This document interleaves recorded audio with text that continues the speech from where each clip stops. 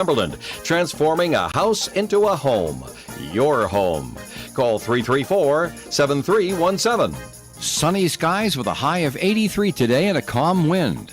Tonight, mostly clear, overnight low of 55 degrees.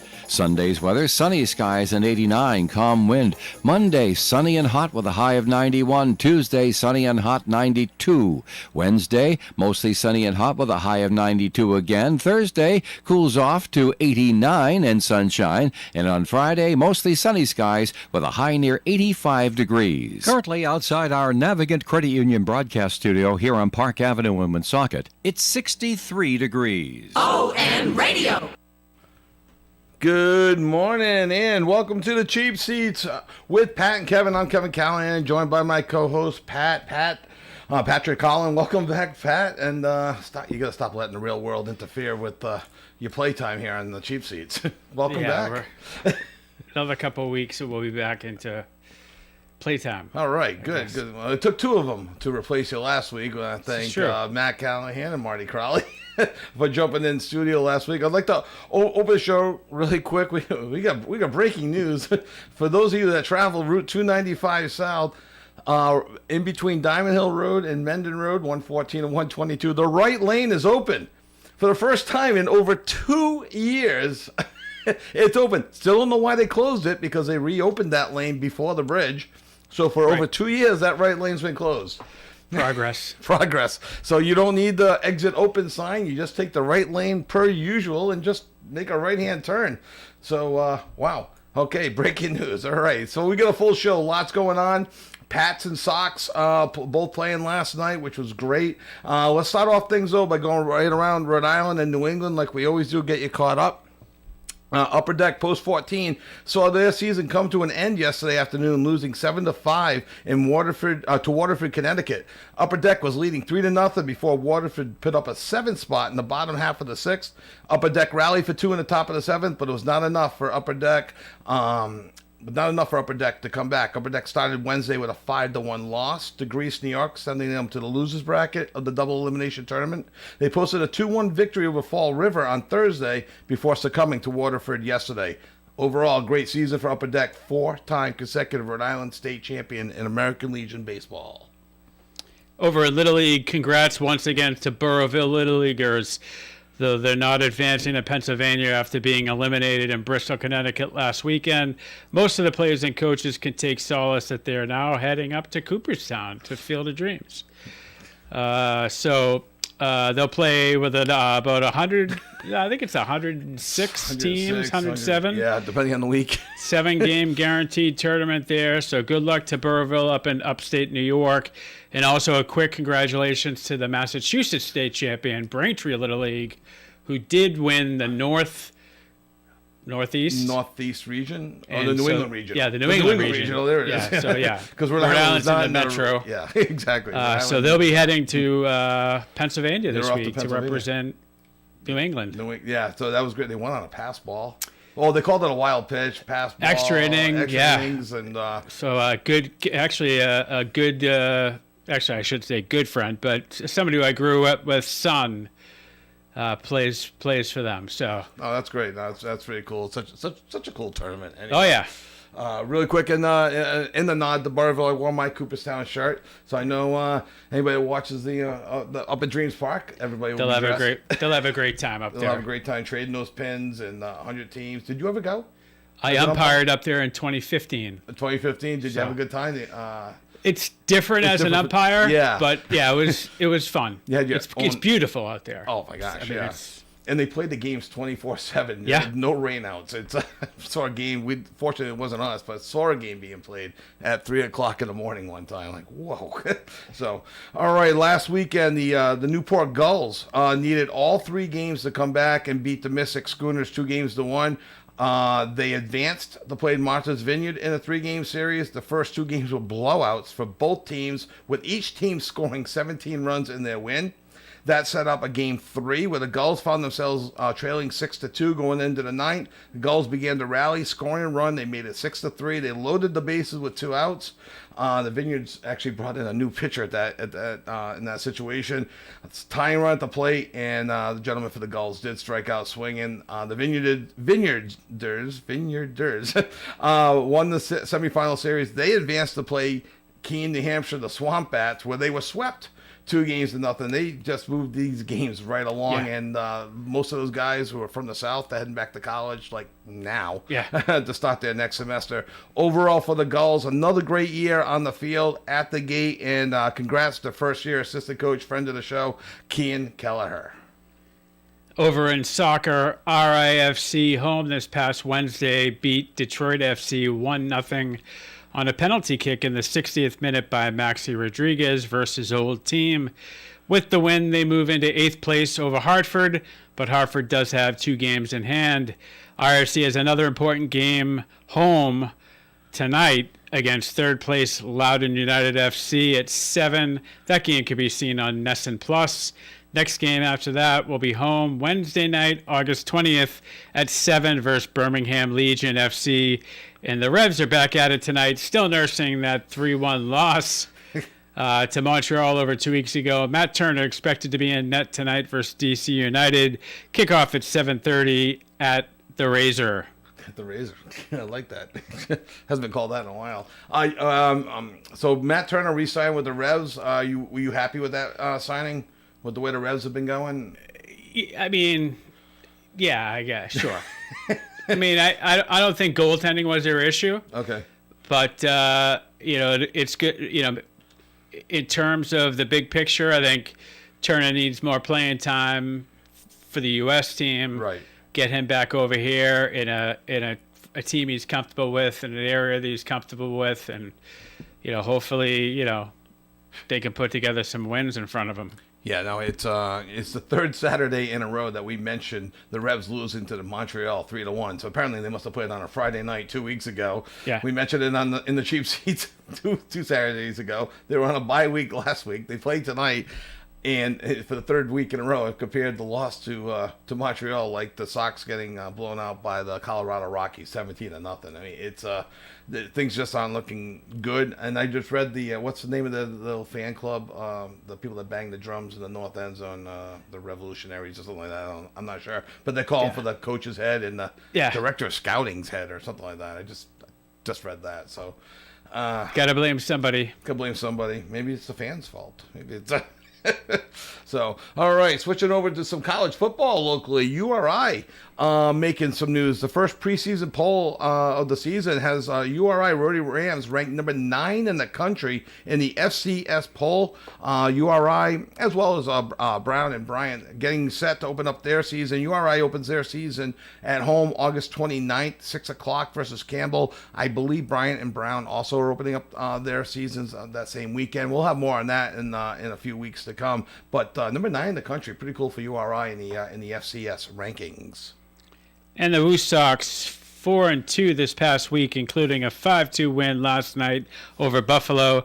The Woo Sox have 2 more at home this weekend, beginning today at 4:05 and concluding tomorrow at 1:05. The password, Justin Garcia, in 57 games, is hitting .305 with a .372 OBP to go along with 16 home runs and 49 RBIs. Christian Campbell is at .267, but with a .404 on base percentage. Yes, I don't even. Is it Hosta Nixon Garcia anyway with a J in the front? Did hit a home run last night. I looked up. It had 2 RBIs. Not sure if it was a 2-run home run or not. And Campbell, I know, though 0 for 2. Did walk 3 times, scored a run, and had an RBI. So he's still seeing the ball well. Got his OBP up to 404. He was flirting with about 275, and then he's in that.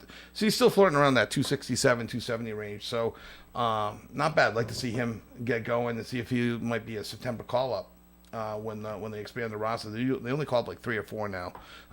So all right, and then finally, though not official. The Connecticut Sun looks like, of the WNBA, looks like they may be moving to Boston. The Steve Pagliuca group has made their bid. though nothing's official, and it wouldn't take place until 2027. Everything is looking good, though, Pat, you had mentioned off air, too, and I think I read this as well. Nothing's been voted on yet by the Board of Governors of the WNBA. Yeah, it was approved by the owners of the Sun, which is, I think, they're owned by Mohegan Group, the Tribe, or the Tribe, Mohegan, yep. yeah. But the WNBA Board of Directors have to vote on it. That hasn't happened yet. And there is some scuttlebutt of some people in Connecticut that want to keep him there. Connecticut spurned by the Patriots, losing the Whalers. Probably want to hold on to this team as much as possible. The only consolation that I've read so far, Brendan McGare tweeted this out as well, for Rhode Island fans hoping for the Sun to move to Providence, is early in the season, if the Celtics and the Bruins are in playoffs, several home games may get moved to the AMP in Providence. We'll continue to keep you updated. Here in the Chief Seats, we've had the WPRI author that article on when he first broke that they may be moving to Providence. It should be interesting time. It's something to keep an eye on. I still think Providence supports it better than Boston overall, but we shall see. So, all right. So when we come back, exciting last night. Pats getting their preseason underway. First of a kind Patriot statue revealed last night. And how'd the Sox do late last night in San Diego? We want to hear from you. 401-766-1240. You can join us in the Cheap Seats, and we will be right back on 99.5 FM, 1240 AM, and OneSocketRadio.com. The latest Buick and GMC models are available at Tasker Buick GMC in Woonsocket. Buick Encore, Envision, Enclave, and Envista are on the lot waiting for you to take one for a test drive. New GMC crossovers, SUVs, as well as trucks and vans are also available. Thinking of a pre-owned vehicle? Tasker Buick GMC has more than 900 in stock, many under $15,000. Visit online, TaskerBuickGMC.com, or stop into 55 Fortin Drive, Woonsocket. Tasker Buick GMC, you will be satisfied. And remember, there are no tariffs on the vehicles in stock at Tasker Buick GMC. When you're ill and need same-day care, remember North Smithfield Urgent Care and Lincoln Urgent Care for affordable and accessible care. You'll always be seen by a board-certified physician who will assess the problem and make you feel safe and reassured. Check their websites for convenient patient and medical forms, which you may fill out before the visit.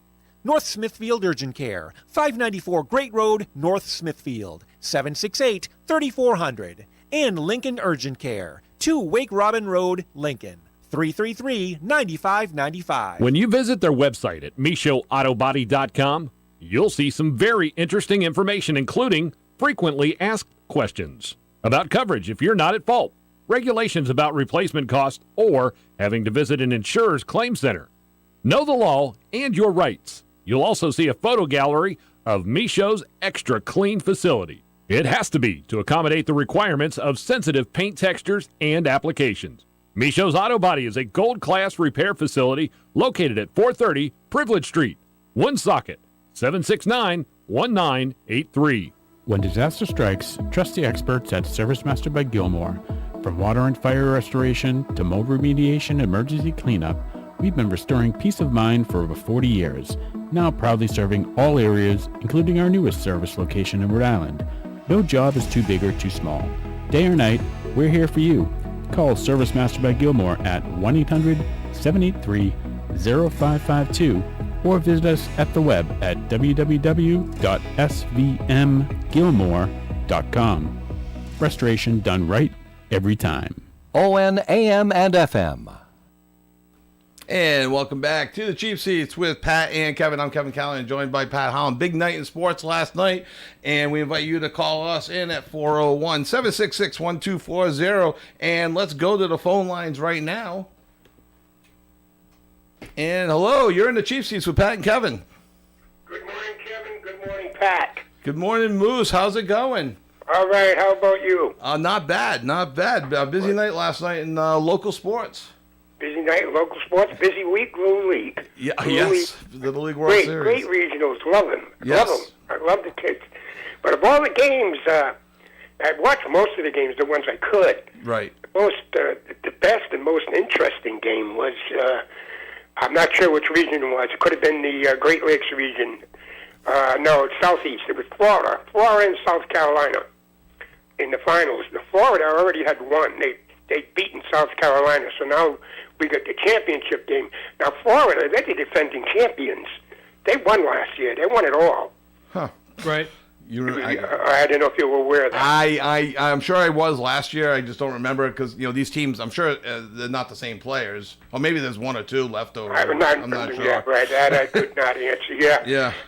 The most interesting, and why I mention this is because Florida had South Carolina 4-0 going into the bottom of the sixth. Last shot for South Carolina, and South Carolina loads the bases. So bringing the tie run to the plate? 2 outs. Wow. Tie run to the plate. Now, they walk a run in. Makes it 4-1. The next guy up is their big slugger, their home run hitter. They already had a couple of homers in previous games. So I'm saying, I wonder if they're going to walk this guy purposely. Just to, because you don't want them to get burnt and the game is over. They do. They do walk him. Makes it 4-2. Huh. Next batter comes up and buries the left fielder to the wall with a base hit. All 3 runs scored. The game is over. Wow. South Carolina eliminates the champions. Wow. 5-4. Wow. That's incredible. Yeah.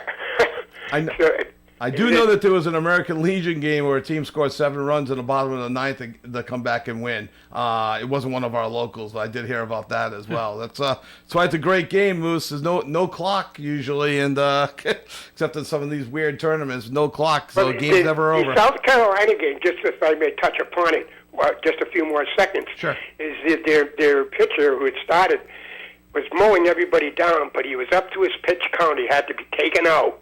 Yeah. So a new pitcher came in, and you know the rest of the story. Yeah, it's only an 85 pitch count. Right. Finish the batter, and then that's it. It's probably a good rule for Little League. One, it protects the coaches against themselves from throwing a kid 200 pitches in a game, and then it obviously helps protect the player from future injury and allows other players to get the opportunity. So probably a pretty good rule having a pitch count. Yeah, I agree. More for the coaches. Well, I just want to touch upon that, and this morning I says I'm going to check to see if the Sox won last night. So I'm going to keep myself in suspense and catch the highlights like I always do. So I put my computer on and goes to email, and all of a sudden, good win for the Sox last night. I said, what was this? 5 o'clock in the morning, Kevin. Yeah, I responded. 5 o'clock in the morning. Yeah, Kevin's my wake-up call. Wow, it's okay. It was a good one. Actually, they made things interesting last night, Moose. I don't know if you saw it. Pat and I were talking about it earlier. He stayed up and watched it. I woke up to catch some of the Sox in 2, and they were actually up 8-0. The score had become 8-2. Murphy, the relief pitcher, had walked 4. And Tatis was up in the bottom of the 8th with a home run from Tatis. It could have been 8-6, and they had to bring in Whitlock, and Whitlock got the last 2 outs of the inning. Right. Wow. And then the Sox scored 2 more in the 9th to win 10-2. So it looks like a blowout, but it was actually a little bit closer than the 10-2 score. Yeah, I checked the box score. I checked the box score this morning. Yep. And I thought that's a good start. So anyway, the walk master last night wasn't it? He was pretty much in command. A surprise. A pleasant surprise. He makes it interesting to watch. Yeah.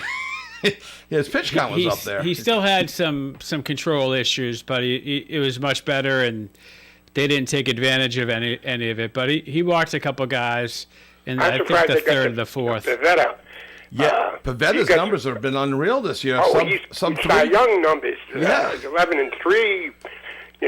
2-point-something ERA, a whip of like 1.0 something. Wow. Yeah. Yeah, Abreu hit an absolute bomb. Yeah, it's a good win. It's a good start. Yeah, great start. Great to take game 1. San Diego's a good team. The tough stretch of games after the All-Star break continues, and they've got got to finish up with San Diego today with 2 good pitchers going. Then you go into Houston, and Houston's going to want a little bit of revenge after getting swept in Fenway last week. So. Yeah, look, I have that in the back of my mind. Meanwhile, the Yankees are imploding. Yes. But I've got no complaints about that. No, None at all. And Toronto lost last night to the Dodgers, I think 2-0. 4-0? 5-0. I heard that they lost. The Sox are back to within 3 of Toronto. Yeah, Toronto got beat 5-1. 5-1. 5-1. I love that we're even talking about the Sox possibly challenging for first place. This is crazy. We're a third of the way into August Getting now. a little excited. I'm not going to run away with my I'm excited inhibitions, but they're 25 and 9 in the last 34 games. Yeah, 25 and 9 in the last 34. Fat just said that's not a small sample. That's significant. Yes, it certainly is. All right, gentlemen. All right, Moose, have a great weekend. Thanks for your time. Bye-bye. Bye. The Mighty Moose joining us here in the Chief Seats with Pat and Kevin, talking Little League Baseball. A great time of year for the Little League World Series. Talking a little Sox last night. If you have any thoughts on the Sox, Little League World Series, anything else we've touched upon, we'll get to the Patriots in a couple of minutes. But if you have some thoughts, give us a call, 401-766-1240, and join us in the Chief Seats.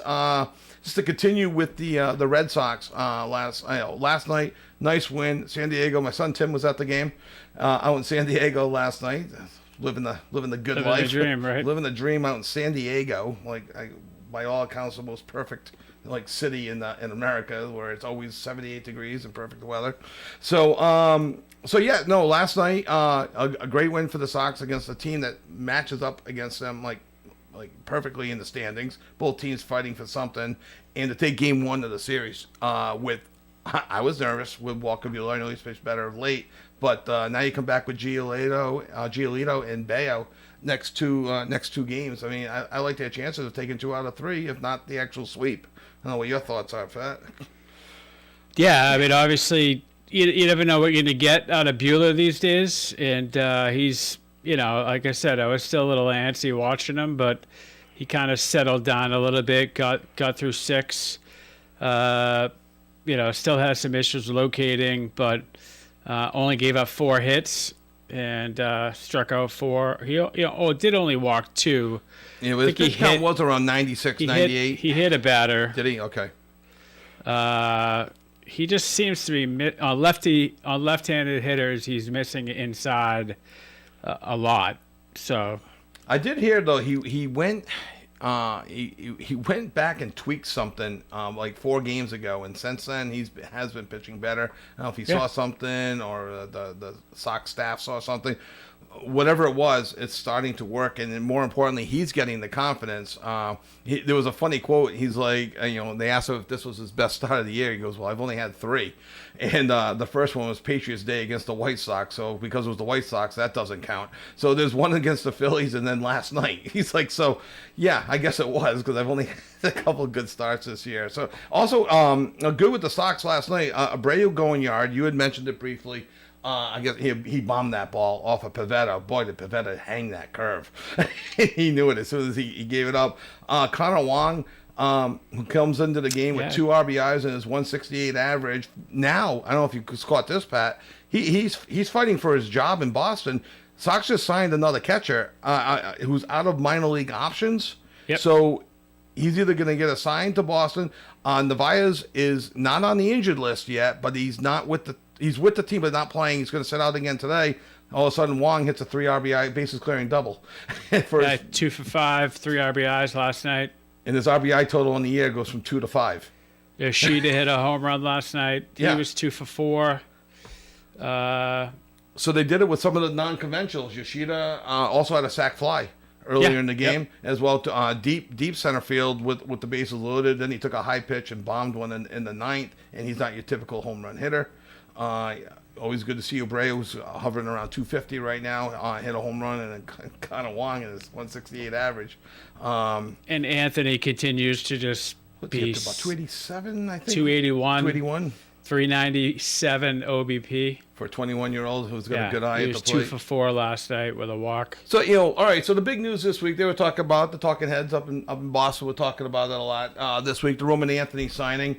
Naturally, because they're trying to fill 5 days a week, they were against it, and they were kind of killing Roman Anthony a bit. And then, in a weird way, even killing the Red Sox organization for doing it the cheap way. But I don't understand. My quick take on this is, you've got Roman Anthony locked up now until 2032, I think it is. 2033, something like that. Good money. Money that continues to increase every year. Last year of his contract, he's going to be making close to $30 million. He's making like $16 million next year. He's 21 years old. It's a win-win for the organization. They now have, like, they got Crochet, Garrett Crochet, Roman Anthony, Christian Campbell, who I still think will be a good player, Brian Bale, and Cedon Rafaela wrapped up for many years until 2030. And there's a few more that are signed. I think it's a great signing for the Red Sox and for Roman Anthony. Yeah, it's a shift. It's a shift in, I think, how they've handled their business in the past, right? From we have these players under control for X many years. We're going to let them. We'll go to arbitration. We'll go to arbitration. Right. There's this negative tension between the player and the organization by the end of it, and they either just don't sign here or they don't want to be here anymore. Right. You know, the challenge with the way they're doing it now is, are these guys all going to pan out throughout the course of this? Well, that's the thing. It's a you're betting on yourself, right? It's a risk but on the you're ownership. saving yourself. Yeah, I'm sorry. Go ahead. Yeah, I mean, Anthony, at the end of this deal, I mean, they could have saved themselves hundreds of millions. Right. Now, Anthony also could look at it and say, I've left a lot on the table. And I think the way, at least the way they're describing it went was, they kind of bypassed his agent a little bit to get this deal done, which is a negative, a no-no in the I'm sure it walks a gray line somewhere in the collective bargaining agreement. Yeah. But, obviously Anthony saw enough. I think maybe he sees the fact that they do have all these players locked up long-term, the core future. Including the ace of the staff. I like the way things are going. I could see myself here. I want to be a part of this. And I'm getting paid plenty of money. Right. In baseball prime has always been kind of like defined as age 28 to 32. Yeah. Ish. Plus a year, minus a year on either end.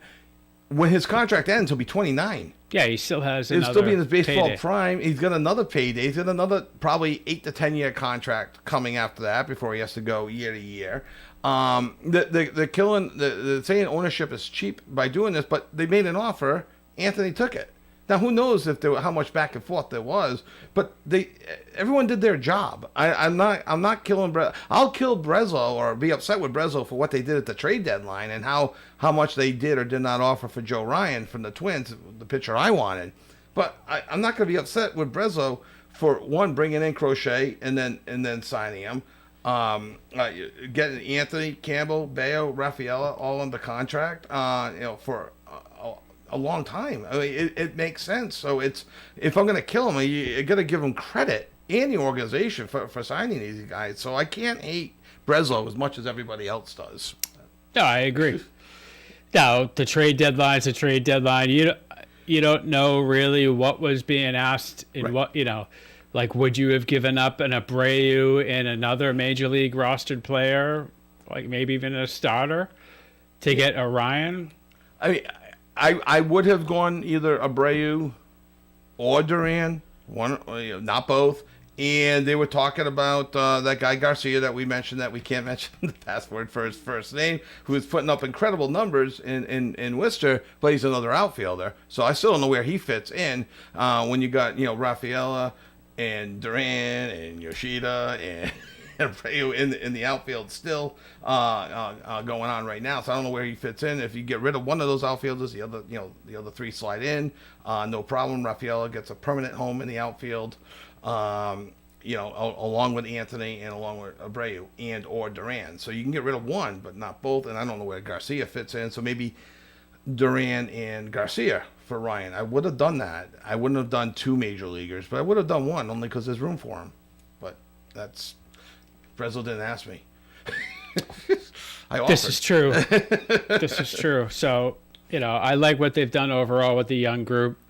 It's certainly, I mean, obviously you could say they locked up Campbell and look where they're at with him, but he's young. He's young. He's also young. 21, 22. He'd only played a short amount of games in the minor leagues total. Right.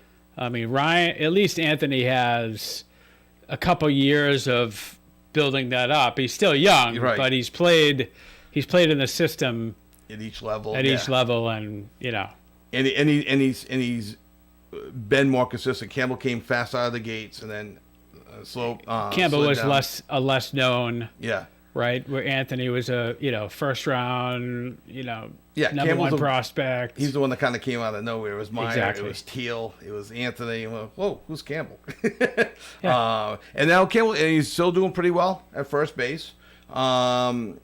Again, the average is up in that 270 range. On base, 400. Nothing wrong with that. Same as Roman Anthony's up in Boston. So I believe, I know Moose is not a big fan of Christian Campbell. I like Christian Campbell. I think he's going to be. You don't just give up on a 22-year-old that was rookie of the month in April. So no, that's good. Tanner Houck going under Tommy John surgery. So last year's All-Star to this year's you knew something wasn't right with him right off the bat this year. It's unfortunate. And you almost wonder if it took too long to diagnose, because his numbers were horrible starting in spring training all the way through his first 6 or 7 starts before he landed on the injured list. So They weren't great rehabbing either. No, So. and I keep wanting to say Pawtucket and Worcester. Terrible rehab assignments there. And then, so he almost lost like an extra 2 months. And Tommy John, you need that full year recovery. So hopefully by the All-Star break or so next year, Tanner Houck will be back. He pitched so well last year for whatever reason, I like Tanner Houck, though I was starting to sour on him a bit this year with this. Hopefully it was all injury related. So, all right, so we're wrapping up some Red Sox talk here in the Cheap Seats with Pat and Kevin on 1240 AM and 99.5 FM. When we come back, we want to hear from you. Any thoughts on the Sox? We're going to jump into the Patriots game as well, and the statue unveiling and everything that happened down at Gillette last night. So join us in the Cheap Seats with Pat and Kevin at 401-766-1240 on 1240 AM, 99.5 FM, and OneSocketRadio.com.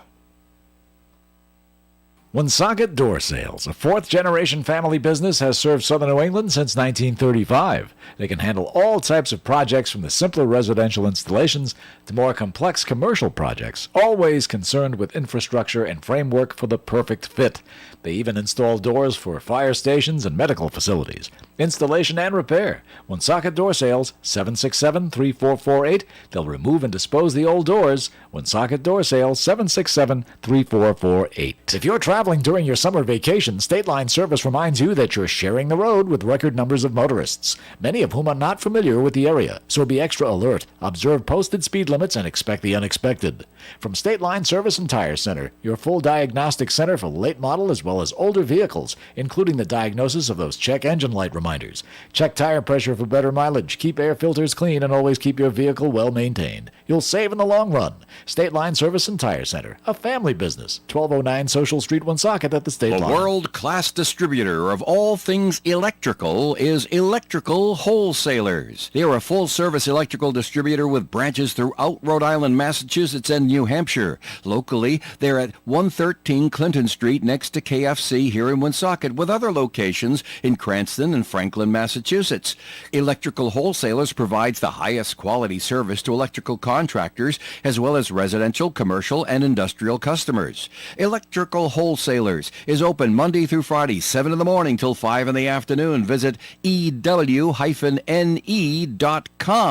Electrical Wholesalers. ON Radio.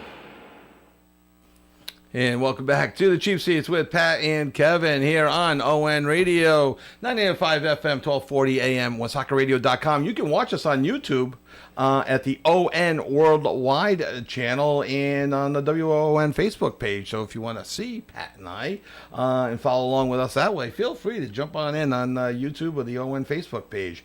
And thank you all for watching and listening for over a year now. So it's pretty good. Yeah. And I think we've only, we were talking before, we've only missed one show where we had to kind of do like a best of show. Yep. And we, other than that, one or both of us have been here every single week for the last, I'd say about 65 weeks or so. So, all right. Let's give ourselves some props. That's all. Kudos. Kudos to us once in a while. So, all right. So, if you have any thoughts on the Sox and what's going on with them, give us a call, 401-766-1240. We will switch gears And I head to Foxborough where they had. Well, let's go with the statue unveiling first of all. I was fortunate enough to go to the game with my daughter last night. They advised people to get into their seats by 6 o'clock. I thought it was a scam to get people in there to purchase their $20 hot dogs and $20 beers when the 15-minute ceremony was over and you had an hour and 10 minutes still to kill before kickoff. And I was right. It was still over an hour before kickoff when the ceremony was done, and we spent money, so Crafts win on a preseason game. But the statue unveiling, did you watch at all last night? I was out to dinner with the wife, so I didn't see the statue unveiling. No. So pretty cool ceremony overall.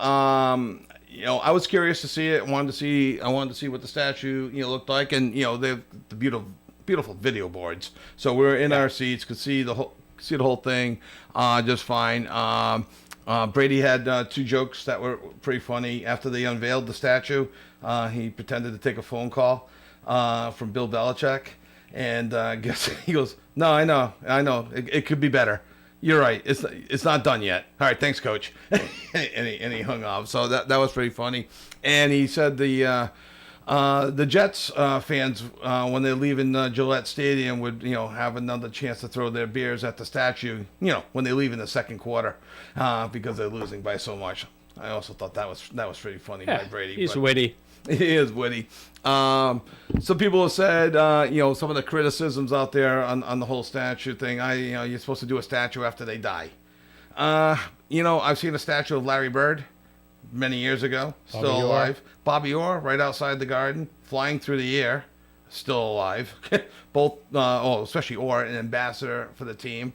Do they have a? I don't know if they haven't done one for Ortiz. I don't think, but they got Red Auerbach. I'm not sure when they did Auerbach if he's sitting on the bench in Faneuil Hall. I'm not sure when they did that, if he was alive or dead. But this whole you got to wait for somebody to be dead before they do it. Orr and Bird are not dead, so right away. They're not walking through that door. They're not walking through the door. They're not dead. But neither is Tom Brady. This is true. He looked like he was still in pretty good shape. So pretty cool ceremony, pretty cool. They got it on the plaza right outside the Patriot Hall of Fame. Good spot for it.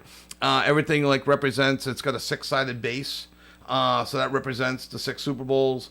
Apparently, it's 17 feet high from base to top. That represents the AFC East Championships that Brady won, and I think the actual Brady statue piece is 12 feet, which represents his number, and the 6 sides with the Super Bowl. So no, overall pretty good. I think it came out nice.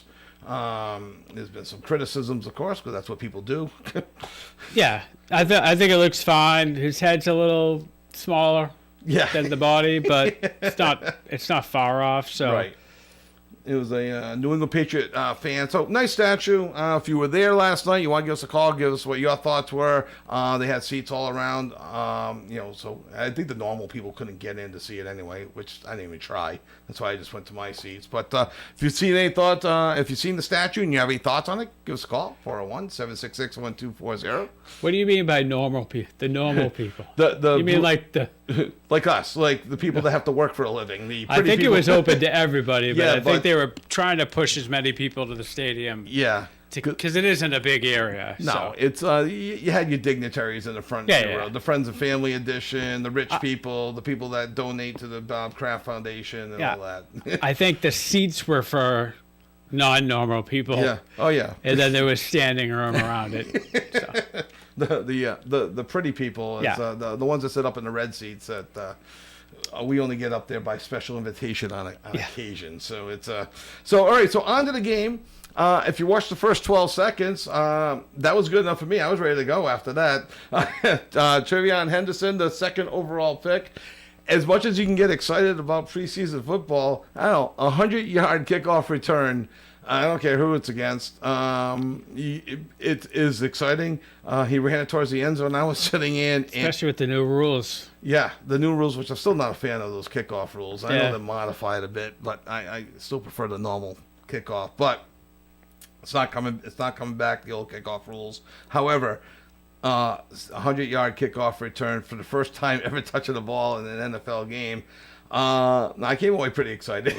Yeah, it's pretty impressive. Yeah, absolutely. So, overall, did you see much of the game last night? I know you mentioned that you were out, but no, I was home for that. I watched maybe the first 2 offensive series. Okay. And then, Yeah, then you get into me and you playing in the game with pads. Yeah, I mean, I kept tabs on the score and whatnot, and then they scored again. Who scored that? I don't know. It was, I mean, overall, being there, so paid a little bit more attention. It came away with, obviously, the special teams I was thrilled with. I mean, 100-yard kickoff return. There was a 68-yard punt return. All the extra points were made, by the kicker. So and they didn't give up any long returns. So special teams obviously solid.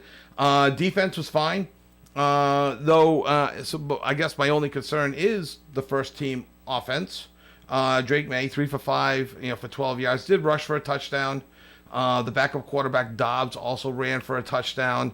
And then when you factor in the kickoff return, so 21 points came by quarterback runs and a special teams touchdown. So, but Drake May and Vrabel called him out on it.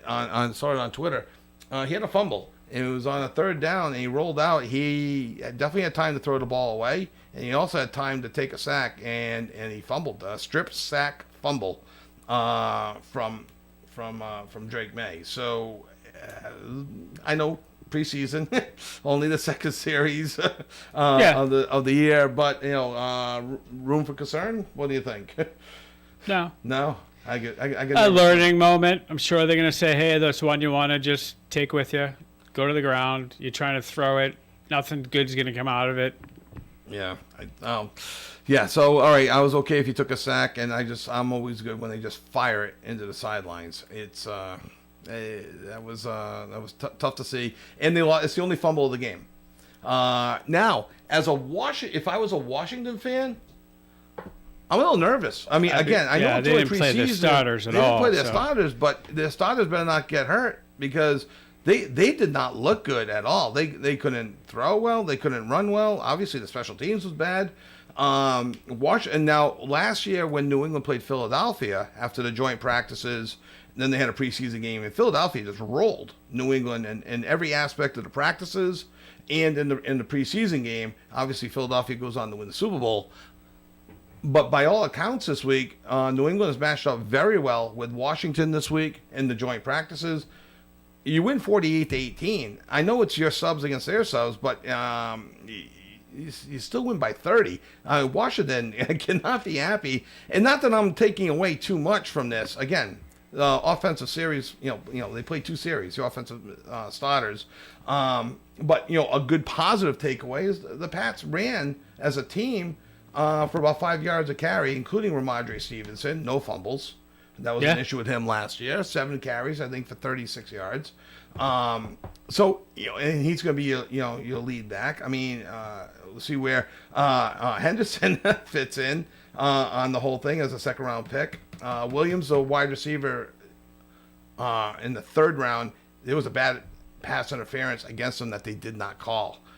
So that goes down as a drop. So he was targeted 4 times without a catch. So that's something to keep an eye on there with him as well. But there were some positives last night in the game. 48 points. Again, if I'm a Washington fan, all right, if you're a Washington fan, let me ask you, are you concerned, or are you just blowing the whole thing off because it wasn't your starters? I'd probably be a little concerned, but I'd also say, well, it's preseason. None of the starters played. A lot of people don't even watch until. Oh, I know. So. And I know, and the season doesn't start for 3 more weeks. But again, when we were kids growing up, there were six preseason games. Up until recently, there were 4. Now there's when they played 4, the 3rd game was played like a actual game where the guys played 3 quarters. And then the people fighting for their final spot played the 4th quarter. Now you got guys that aren't even playing in the first game. There's only 2 more games. They're not going to play the 3rd game like it's real. So that just leaves next week, the 16th, for the Pats. They're playing the Vikings. And then the season opens up not until the 4th. So it's then the simulation of game reps and game opportunities just isn't there like it used to be in the preseason. Even in baseball, they work on that pitch count coming up. From the beginning of spring training to the end, they start off at 30 pitches. They come out of spring training at 80 pitches for the pitchers. The batters, the same thing. I don't see that simulation happening in preseason football anymore.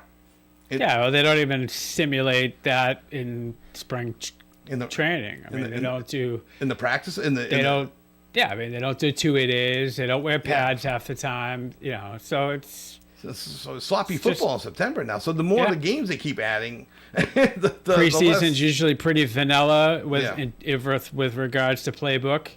They're not showing all their hand, right? Right. So. Oh, I don't know. So it was a weird game last night. Glad to see the Pats win. So we got to take one final break here. When we come back, we'll finish up our talk on the NFL, the Pats, the camp, and a few other things. And we also want to hear from you at 401-766-1240. Were you at the game last night? There was about 50,000 people there. So not completely sold out, but a good-sized crowd for a Friday night preseason game on Saturday night. So join us in the cheap seats with Pat and Kevin on 1240 AM, 99.5 FM, and WoonSocketRadio.com. The latest Buick and GMC models are available at Tasker Buick GMC in Woonsocket.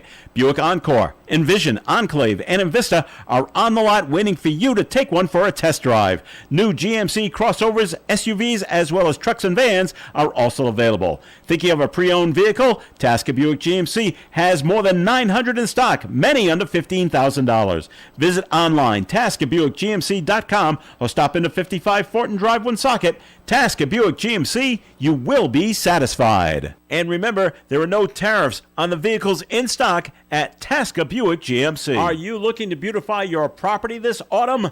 Look to A.J. Moran for stonework patios, steps, walkways, plus retaining walls. Are you looking to beautify your home this autumn? A.J. Moran can put veneer stone right on your house to have beautiful looking stone. And if that's not what you want, A.J. Moran can rebuild indoor fireplaces with veneer stone. It's real natural stone. Check out what they can do online, ajmoraninc.com. A.J. Moran. If you're celebrating a major event, regardless of the reason, Michael's Meats of Cumberland can elevate your next meal from ordinary to extraordinary with meats so good your guests will ask you where you got them. Tell them, Michael's Meats. Michael's Meats is in the Walgreens parking lot on Mendon Road in Cumberland, just north of the Ciabro Plaza. They're open Monday through Saturday at 9 a.m., making your next meal truly special. Here's this week's specials at Michael's Meats. And this week's special at Michael's Meats. Michael's has trimmed country-style pork spare ribs for just $2.69 a pound at Michael's Meats. Welcome back to the Cheap Seats with Pat and Kevin on 99.5 FM, 1240 AM, and OneSocketRadio.com. So exciting to see the Patriots kick off their season, preseason as it is, last night. So heading in, we're now August 9th, and things are looking like you go back to last year at this time, you had Gerard Mayo as coach of the Patriots. Not sure where they were going with that. You had the Red Sox starting their swoon.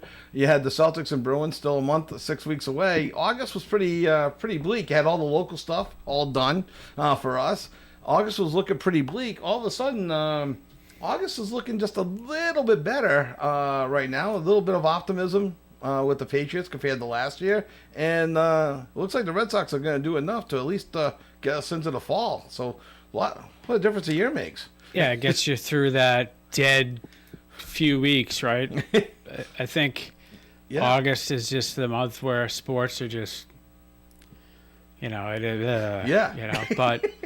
Yeah, I mean, obviously the Red Sox, the issue they've had issues the last few years. I think they're playing at just an unbelievable level right now. So, gets you excited. You haven't really felt this around here in a few years. So, yeah, I think we tried to manufacture it a bit last year, coming down to the All-Star break, and then they had the August swoon last year. But right now, it seems like they've got some of the horses pitching, because anytime they start losing, here comes Crochet. And then just the way Bayo and Giolito have been pitching. I mean, right now, and assume always the big assumption with injuries and things like that. Assuming that they don't break down, you got 3 quality starters, and now all of a sudden, if Bueller can at least give you 6 innings, it was the first time he's given you 6, I think, since May. But if Bueller can start pitching, which they brought him in for these playoff type games, it's I don't see any long losing streaks on the horizon with the way that these guys are pitching, which is just giving me optimism for the rest of August into September for the first time, since 2018? Yeah, I mean, they're 6-1 in August. Right now, you got San Diego, Houston, you got 3 in Miami, 2 with Baltimore. They have a big 4-game stand at Yankee Stadium, which really could just sink the Yankees. Could sink the Yankees. Yeah, who knows if the Yankees will have rebounded by then to make another push, because I don't think they're done. Just, their history suggests that they're not done. Yeah, they're imploding right now, but Judge is back playing. I'm not sure if he's in the field yet, but I think he's back to DHing right now, and I think they're throwing Stanton out in right field. But Judge is still leading the league in average. I think he's still leading in home runs, even though he missed 10 games. I'm not sure if Raleigh has caught up to him or not.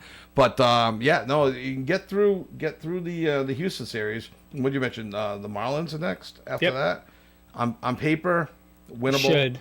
And then Orioles on paper again. The Orioles are struggling this year. There's another series, so they just a 2-game. Those are just two gamers. Okay, so they should come out of this okay, leading up to the Yankees. So that gives them 3, 5, about 9 games before the Yankees. So go 6-3, 7-2 in those. I think you're looking pretty good. You got the schedule in front of you. Do they have Toronto coming up at all? I don't have the schedule. Oh, is that what you had in front of you? I was looking at stats, but I mean, they must have them.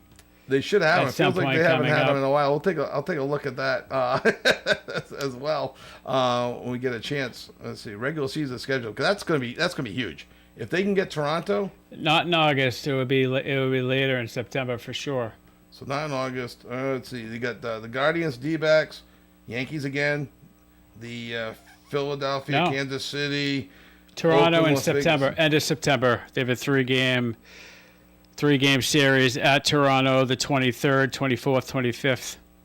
Okay, and then they finish up at home against Detroit. And then that's it. No October games. Okay. Sometimes they used to go into the first day or 2 of October. So just 3 more games left against Toronto. So it's not a great opportunity to catch Toronto just by playing them.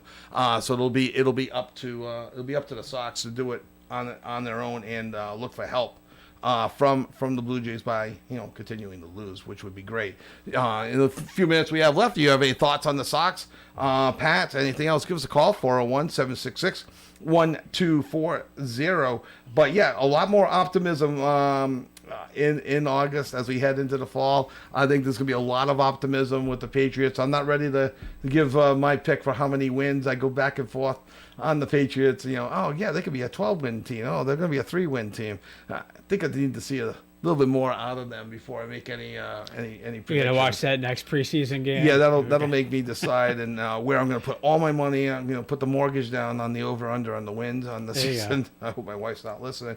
So all right. So in the few minutes that we do have left, it's a couple other things came out this week as well. The March Madness basketball tournament. I like this decision. They're gonna stay at 68 teams through next year. They've been talking about expanding the field to 72, 76, 84, 96. Personally, I hope they don't expand it. I didn't like the expansion from 64 to 68. I've reluctantly accepted that. And this is completely selfish on my part. I like my brackets, and I like how the brackets just play out on one nice sheet. I don't want the brackets to become a job for me. You get to 76 teams, it gets confusing. Look, teams number 69 through however they want to expand to aren't going to win the championship. Right. You can't crack the top 68. You don't have a chance of winning. I'm sorry. I know it's more money for the school, but do you watch the play-in games? I don't think anybody's watching those play-in games. Neither do I. And when the brackets come out, it's always this team and this team versus Villanova. and you get both teams because nobody wants to play those brackets until the Thursday game starts. So now you're gonna have all these playing games. Where are they gonna be played? And then you play it on campus. I know it's in the name of money. It was a Charlie Baker now that's running the NCAAs. He wants to expand it. I don't understand it. Why and how it's going to make them more money? Because usually the teams that they would expand to just went to the NIT and they hosted games on campus there anyway. Right. So I don't see the country clamoring for it. ESPN came out with a deal that I've been reading up on with a partnership with the NFL and Red Zone. Have you read anything into this at all?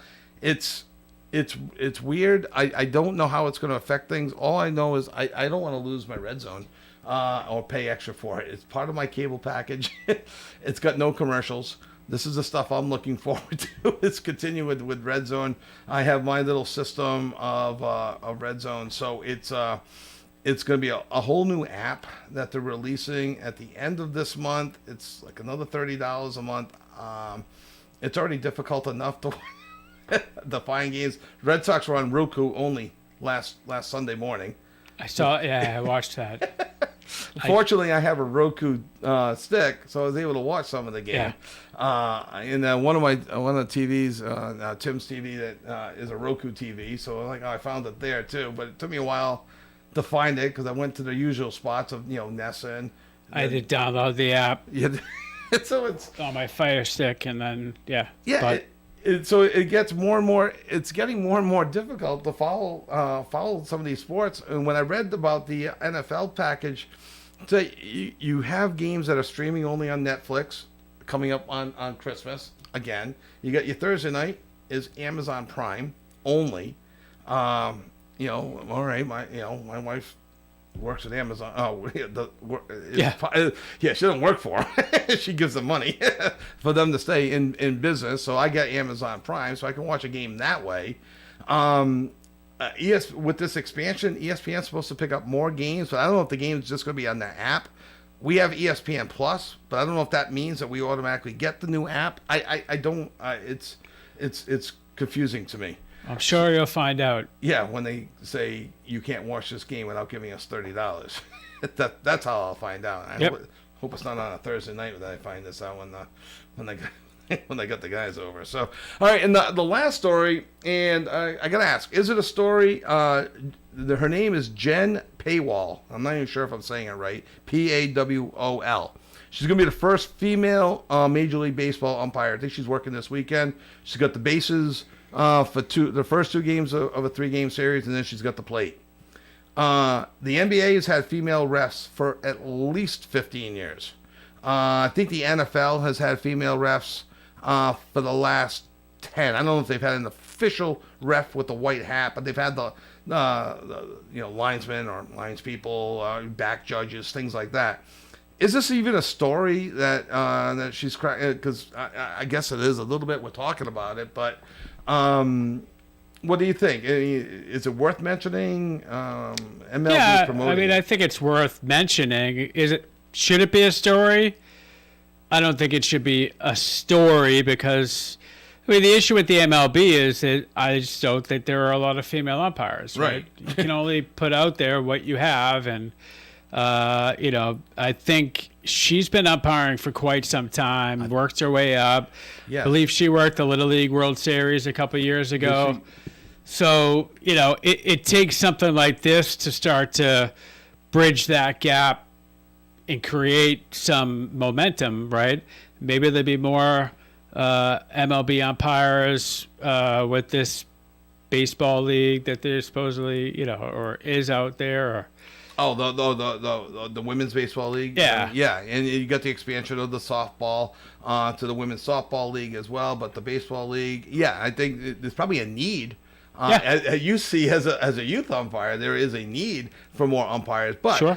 But to your point, they didn't just give her the job at Major League Baseball. She's been umpiring for almost 10 years. At the professional level, and has worked her way up. So that to me is, if they just said, "Oh, we have to go get a woman to be an umpire," and they plucked somebody out of the stands, that's a story in a bad way. But she earned it and worked her way up. So Good I think for her. the biggest story is, why are we just hearing about her now? Right, yeah, I hadn't heard about her in a Why long hasn't MLB been following her story, Yeah. putting stuff out there? And maybe they have. I haven't done a lot of research, but yeah.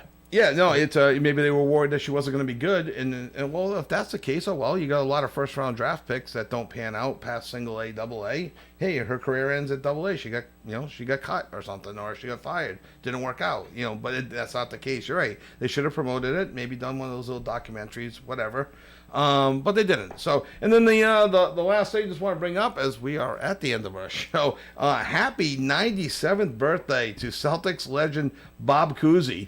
Both Pat and I were a little bit nervous this morning when we saw a picture of Bob Cousy pop up, like, uh-oh.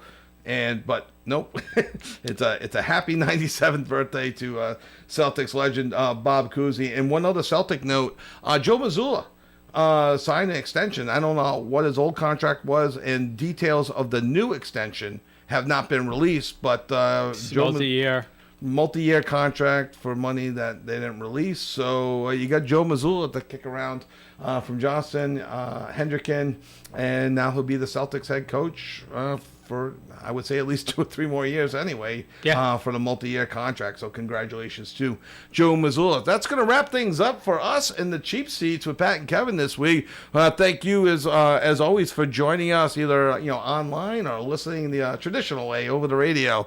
And next week, we'll be back same time. We'll have some more Patriots stuff, and more socks, and anything else that you may want to talk about. So join us in the cheap seats next Saturday morning at 9 on 99.5 FM, 1240 AM, and WoonSoccerRadio.com. Have a great weekend, everyone.